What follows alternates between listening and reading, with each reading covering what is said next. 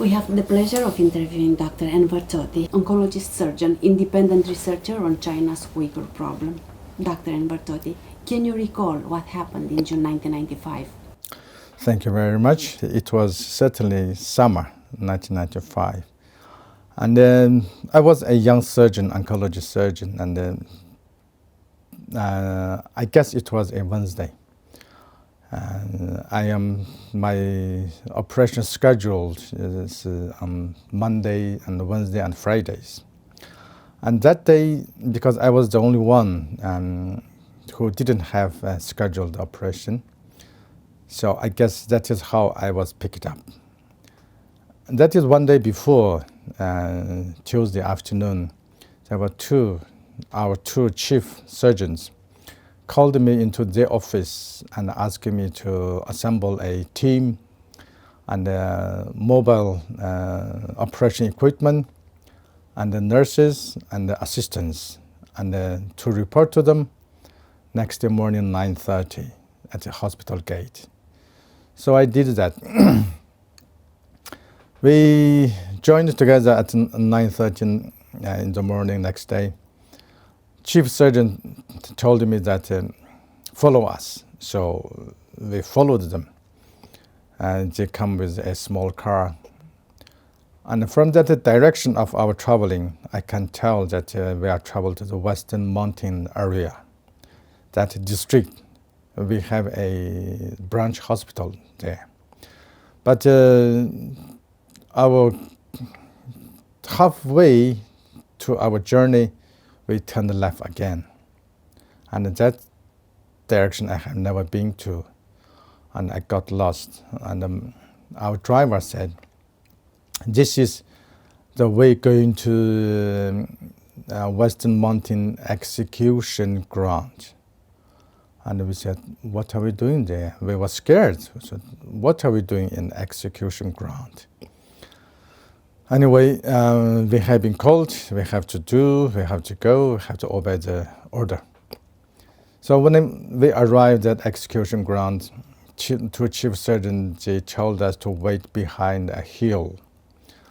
And told us that come around when we hear the gunshots.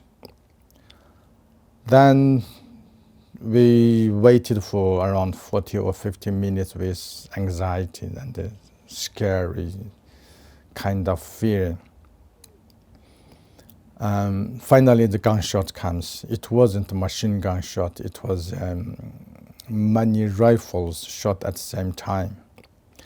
So we rushed in, and we can see on the left-hand side, on the slope of the hill, there were 5 or 6 or 7 bodies lying down the ground.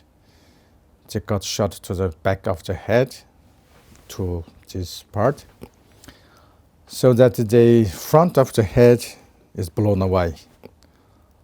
And we can see that they were wearing that prisoners' clothes, and they were shaved. And that is obviously prisoners. And there was a police officer told us to come to far right. And he said that was yours. And I said, why, that is mine. So we went to the far right, and there was one body lying down the ground with civilian clothes and with hair. And his head was intact because the gunshot is to his right chest.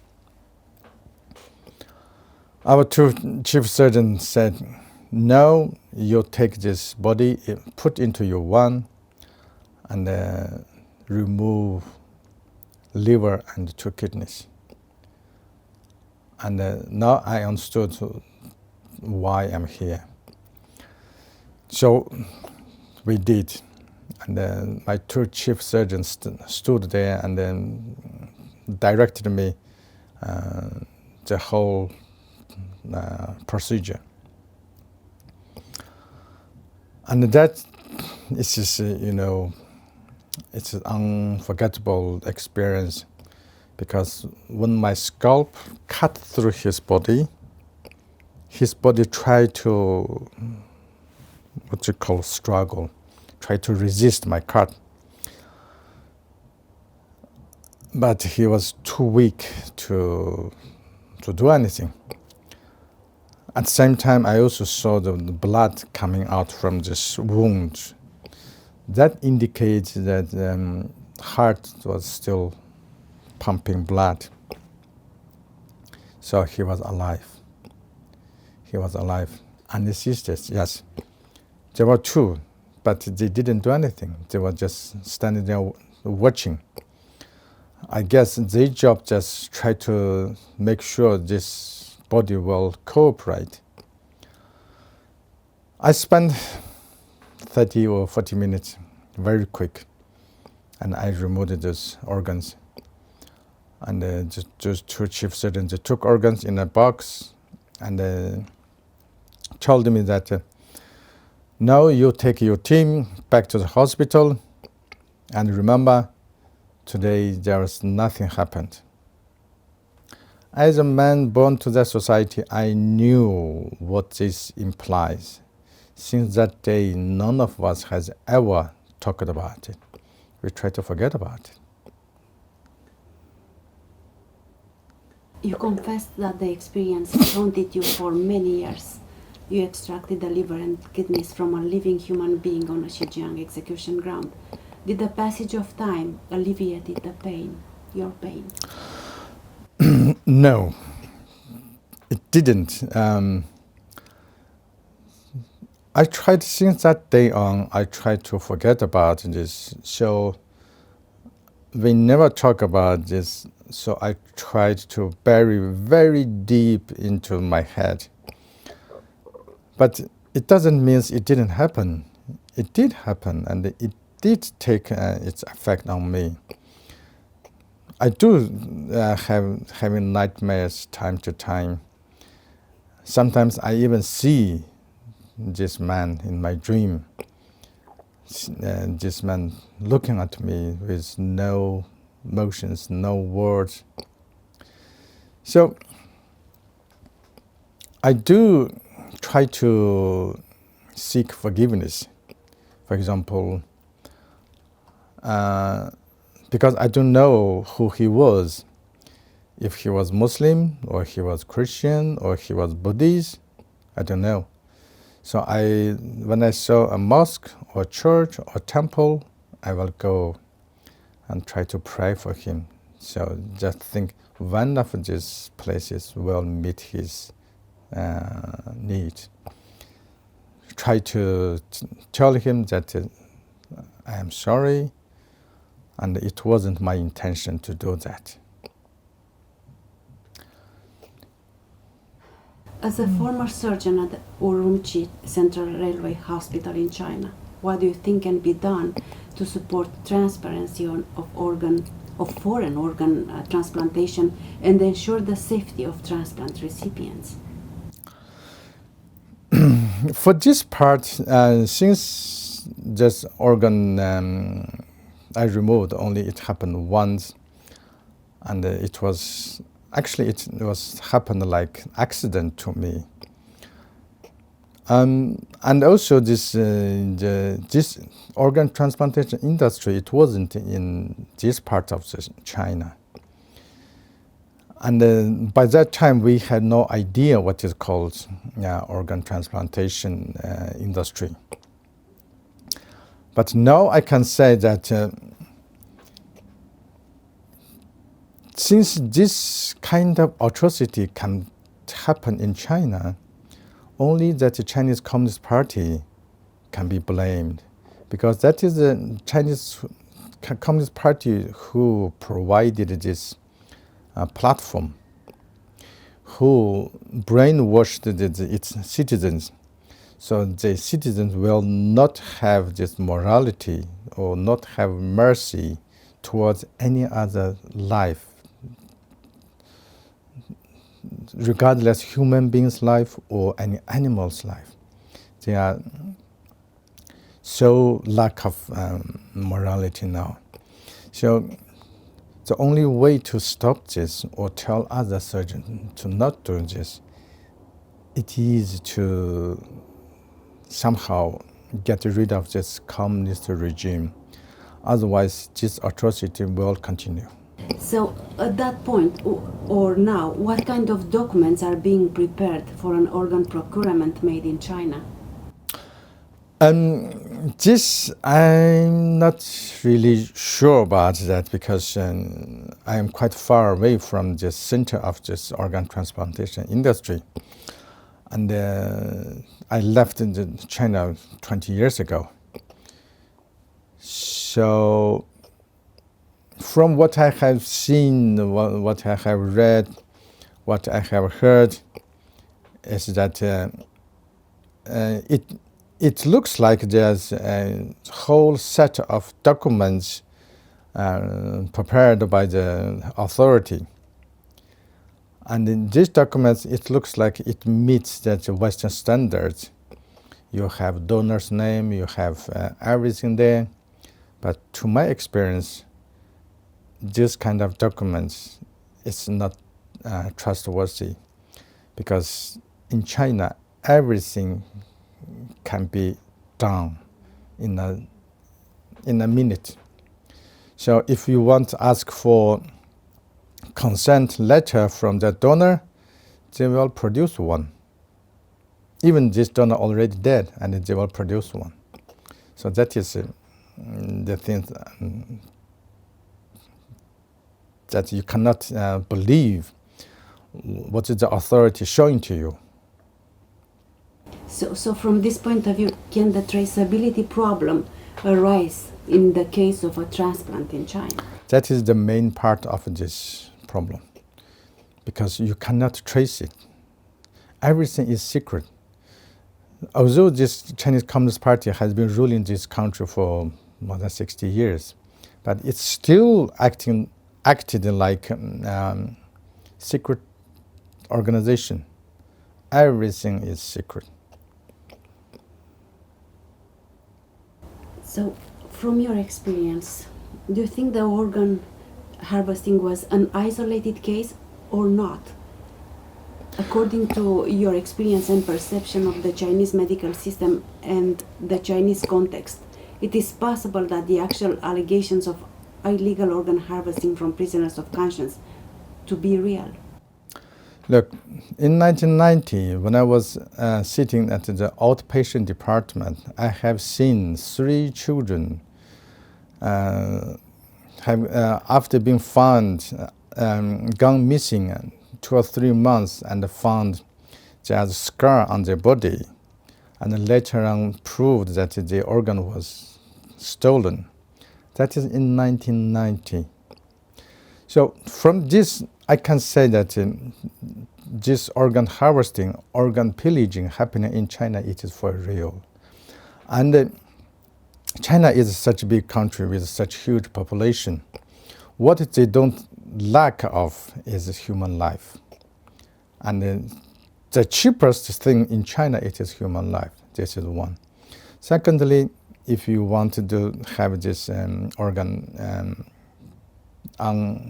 as an unlimited supply basis, you need high-level cooperation between police, hospital, and the jail, and transportation, and authority. So if you understood this, then you understood this is state-sponsored crime against humanity.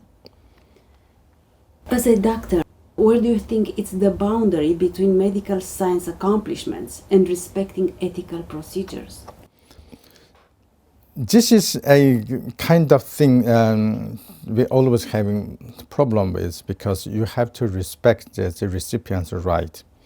If he has money and he has needs, of course he's entitled for an organ. The thing is, when the things taking place in a country like China, one part, your part is transparent, but Chinese part is dark. So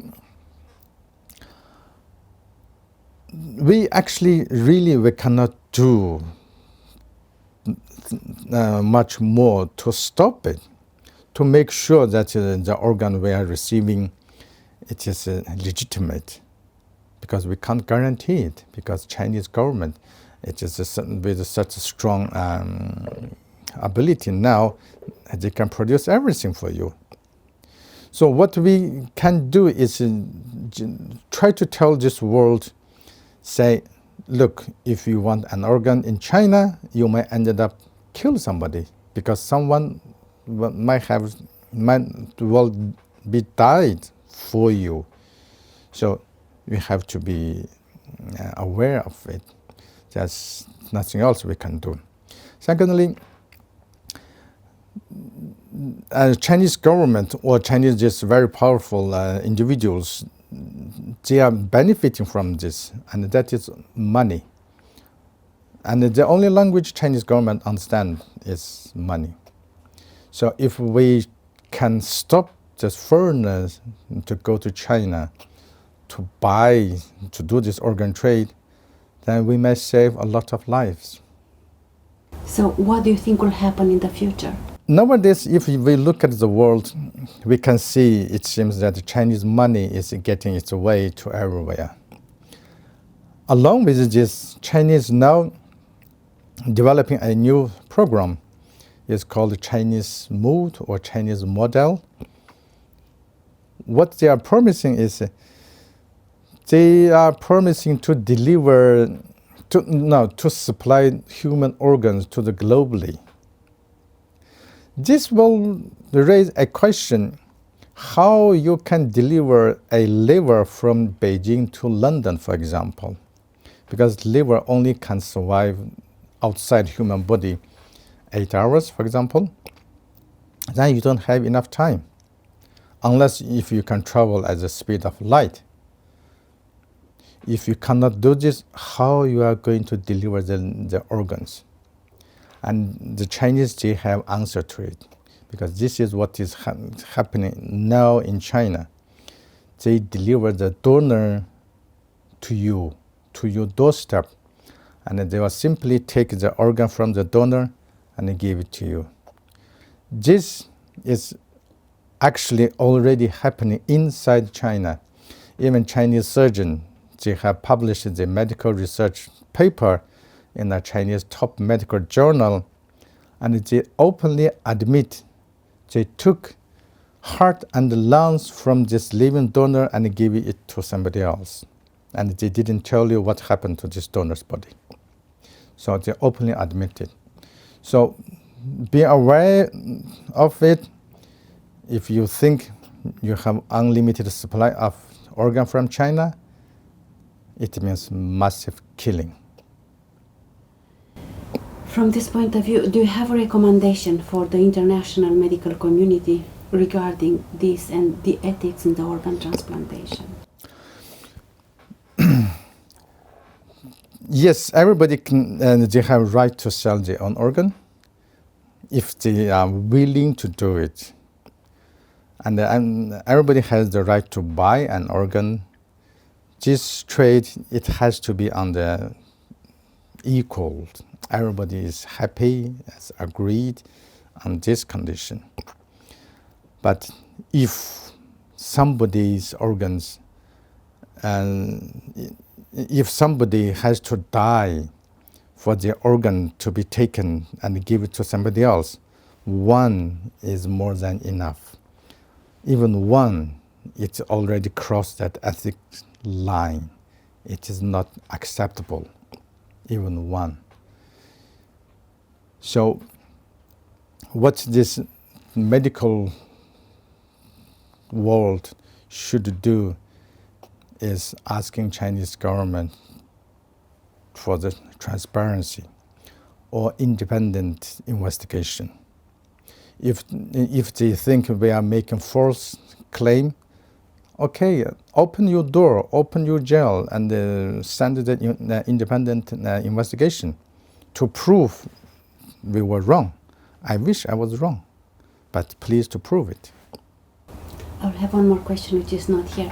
So, as a doctor, what will a transplantation law has to have in order to ensure that a country is not becoming a partner in crime with China? I think, first of all, you have to choose a country. For example, China is a country under the Communist Party. So Communist Party actually more powerful than this China. So Communist Party is above the law. So in country like this, just everything is possible. And everything can be fake, everything is possible. So you cannot expect lawful procedure taking place in such country. In the West country, yes, you can. You have the transparent law, everything. But in China, you just simply, you can't. Chinese, they do have constitution, but that is only to show it to you. So whatever you do, using law enforcement, try to regulate this industry, it is a waste of time because there's Communist Party on the top of it. Without this Communist Party, I think this things will be acceptable. And I mean, without Communist Party, yes, this law will working. Thank you so much, Doctor. Thank you very much.